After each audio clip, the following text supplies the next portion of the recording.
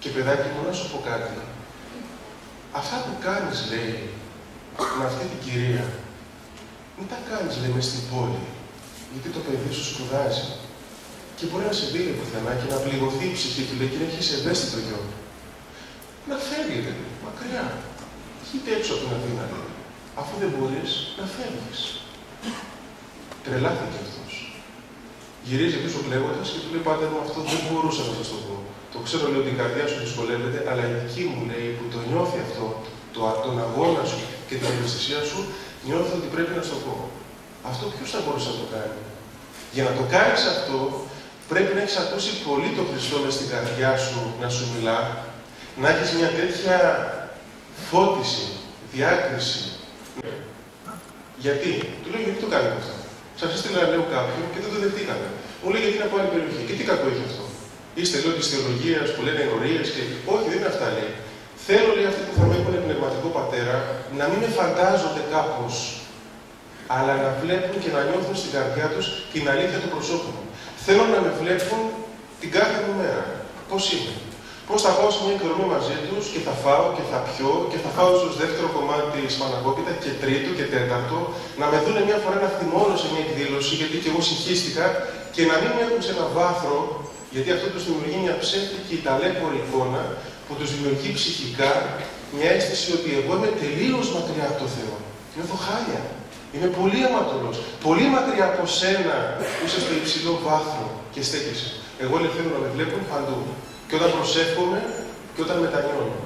Και μου έκανε πολύ εντύπωση αυτή η αίσθηση. Και το ζω δυστυχώς εγώ από το ανάποδο, γιατί σε μένα έρχονται άνθρωποι που ζουν στη φαντασία τους για μένα, με ψεύτικες εικόνες, οι οποίες στην πραγματικότητα τους ταλαιπωρούν, γιατί τους κάνουν να φτάσουν κάτι άφταστο και άπιαστο από μένα. Δεν υπάρχει αυτό που νομίζω.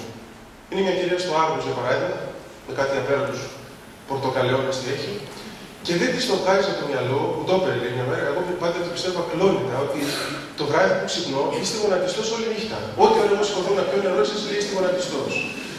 Προσπάθησα ειλικρινά να της πω ότι αυτό δεν ισχύει. Μπορεί, της λέω, να κάνω κάποια στιγμή λίγη προσευχή, αλλά πρώτον δεν γίνεται αυτό κάθε βράδυ. Και δεύτερον, δεν έχω λιώσει και τα παρκεία όλη νύχτα να είμαι. Όχι πάντα, το ξέρω, το κρύβει. Εντάξει, πίστευε. Αλλά αυτό της λέω δεν σε βοηθάει.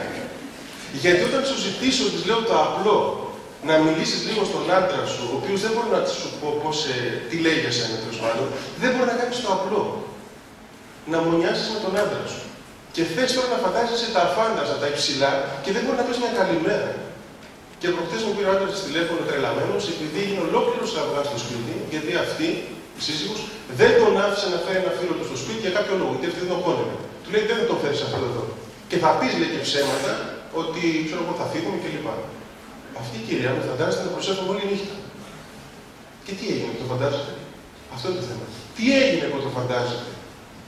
Στη ζωή της τι κάνει? Τι είδους χριστιανισμό ζει αυτή η γυναίκα?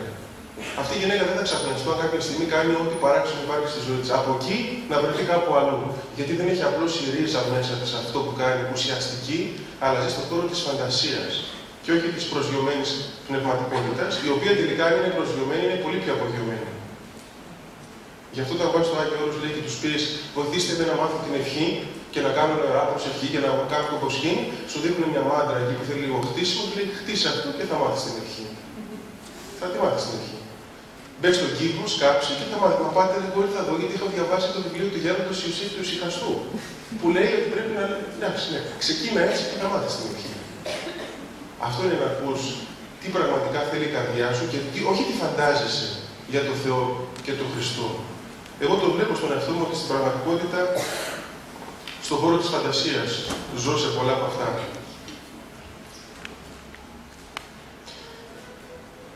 Η Εκκλησία λέει ότι είναι ένα νοσοκομείο και ένα θεραπευτήριο.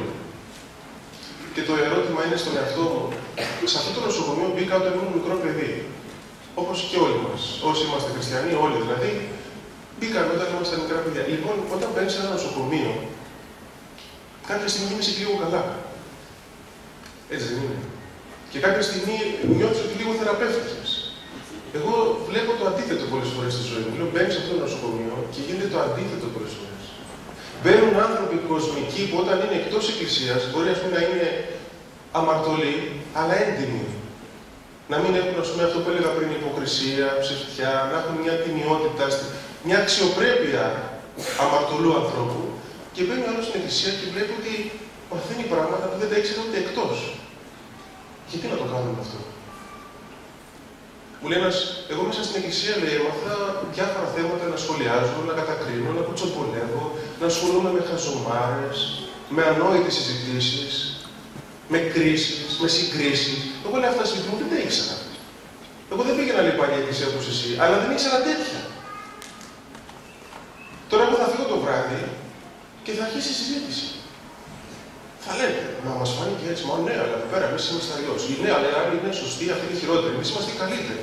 Ναι, αλλά εμείς είμαστε αυτοί στις γραμμές. Τα λέω γιατί μπήκα λίγο σε ένα site και διάβασα διάφορες κριτικές και μου το έδειξε ένα παιδί. Μου λέει, να δεις τι γίνεται εδώ πέρα που θα πας. Λέω, για να δω τι γίνεται. Και ολόκληροι καυγάδες. Και λέω, ρε παιδιά, τι γίνεται. Και πας σε ένα κοσμικό χώρο μερικές φορές που δεν ξέρουν από αυτό που είναι από Χριστό τίποτα και δεν πρέπει τέτοια. Και φυσικά έχουμε έτοιμη την απάντηση εμείς οι χριστιανοί. Ναι, αυτούς τους έχει πιάσει ο διάβολος στα βαρύτερα. Και εμάς πού μας έχει πιάσει? Στα ελαφρύτερα. Τα οποία είναι τα πιο επικίνδυνα και τα πιο ύπουλα. Και τα οποία τελικά, είπα, ο Χριστός νομίζω αυτά στιγμάτισε τελικά. Δεν στιγμάτισε τα βαρύτερα, αλλά στιγμάτισε τα ελαφρύτερα, κατά τη γνώμη μας τα ελαφρύτερα. Γιατί η υποκρισία, η κατάκριση, η ασπλαχνία, η έλλειψη ενότητος και αγάπης δεν είναι καθόλου ελαφρύτερα. Ο καθένας έχει τη γνώμη του, την άποψή του, την οποία θέλει να νομίζει ότι είναι η καλύτερη του κόσμου. Και εγώ το νομίζω μερικές φορές. Προσπαθώ να το καταλαβαίνω ότι αυτό που είπα τώρα δεν στέκει ως απόλυτο, αλλά όταν αυτό το βλέπει ο άλλος, νιώθει παράξενα. Και λέει, αυτό λέει η καρδιά μου. Δεν συντονίζεται η καρδιά μου με αυτό που νιώθω κοντά σου. Και αυτό δεν σε πλησιάζει. Δεν πάει να του πεις όσα επιχειρήματα θες ότι αναστέφει ο Χριστός. Δεν πάει να του κάνεις διαλέξεις, να του λες, ας πούμε, ο τάδε επιστήμονας μας απέδειξε την Αγία Συνδόνη και βρήκε με τον άνθρακα έτσι και αλλιώς και αλλιώτικα. Και τι έγινε να το πεις αυτό? Θα καταλάβει και θα αγαπήσει τον Χριστό. Θα καταλάβει ναι, επιστημονικά, απολογητικά, ότι όντως Χριστός ανέστη γιατί υπάρχουν αποδείξεις. Και τι θα πει αυτό στη ζωή του? Αλλάζει η ζωή του αυτό. Αυτό μας λείπει για να γλυκάνει η ψυχή μας. Επιχειρήματα. Λείπει αυτό το βήμα που δεν ζούμε και δεν μεταφέρουμε εύκολα στους άλλους. Το θέμα που σας λέω δεν είναι αυτό που σας λέω τώρα. Είναι ένα θέμα που έγραψα το μεσημέρι στο κτέλ που γύρισα από το Άγιο Όρος. Το θέμα του άλλου είναι αυτό που είχα ετοιμάσει, αλλά αυτό δεν ήταν πολύ σαν από την καρδιά σου που λέει. Δηλαδή ήταν σαν διάλεξη. Αλλά μετά σκεφτούμε διάφορα πράγματα, λέω ας κάνω αυτό που επαγγέλλεται το θέμα μόνος μου. Να πω κάτι εδώ από την καρδιά μου και στο κτέλ του. Από το Άγιο Όρος που γύρισα, ήταν δύο παππούδες από πίσω μου, μέσα σε φασαρία και μουσικές και συζητάγανε 85 χρονών, ήταν για την πολιτική. Κάτι θέματα. Απίστευτα, έλεγε ένας στον άλλο, πώς γέρασες έτσι, πρέπει περάσαν τα χρόνια αυτά και να συζητάνε για την ιδεολογική κατάπτωση του, μάλλον αυτό, την πτώση του καπιταλισμού και την ανόρθωση του έτσι και τα αλλιώς. Και φωνάζανε, βρίζανε λίγο, συζητάγανε, κάνανε. Ο ένας έτρωγε σουβλάκι με γύρο, ο άλλος προσπαθούσε να τον εξηγήσει, ο άλλος μπουκωμένος απαντούσε, αλλά έτρωγε. Οπότε τελειώνει, εγώ έγραφα, κράταγα αυτή τη σημείωση. Οπότε στο τέλος πάω να τους μιλήσω και σκύβω σε έναν παππού και αυτός νόμιζε ότι θα το μαλώσω. Και του λέω πρώτη φορά, με κοιτάω αγριός, έτοιμος για την απάντηση. Τι θα μου αντικρούσει. Του λέω πρώτη φορά εγώ τέτοια συζήτηση επίπεδου, του λέω. Σε κτέλ λεωφορείο. Ευχαριστώ πάρα πολύ που λεβάτε. Ενθουσιάστηκε ο παππούς. Ενθουσιάστηκε. Εκεί έγραψα αυτά τα φτωχά που σας λέω και σίγουρα είναι σκόρπια. Γιατί όλα αυτά, ναι. Και επίσης σημείωσα ότι όταν ακούς την καρδιά σου, αναγκαστικά θα τολμήσεις, αναγκαστικά θα ρισκάρεις, αναγκαστικά θα κάνεις και κανένα λάθος, δεν γίνεται χωρίς λάθος. Κάνει πάρα πολύ εντύπωση κάποιοι άνθρωποι που έχουν την αίσθηση ότι δεν θα κάνουν ποτέ λάθος στη ζωή τους και δεν θα επιτρέψουν και στους γύρω τους να κάνουν λάθος. Εμένα λέει ο πνευματικός μου, είναι πάρα πολύ στο θέμα αυτό. Πολύ αυστηρός, πολύ ξεκάθαρος. Δεν πρέπει να γίνει ποτέ αυτό, το άλλο, το παράλληλο. Και καλά κάνει τώρα, γιατί έτσι είναι, δεν πρέπει να γίνει ποτέ. Αλλά αυτή η αίσθηση του φρονήματος κυρίως. Και τελικά βλέπω ότι όταν αυτό σου περάσει με αυτό το σφίξιμο, πάντοτε γίνονται λάθη. Πάμε.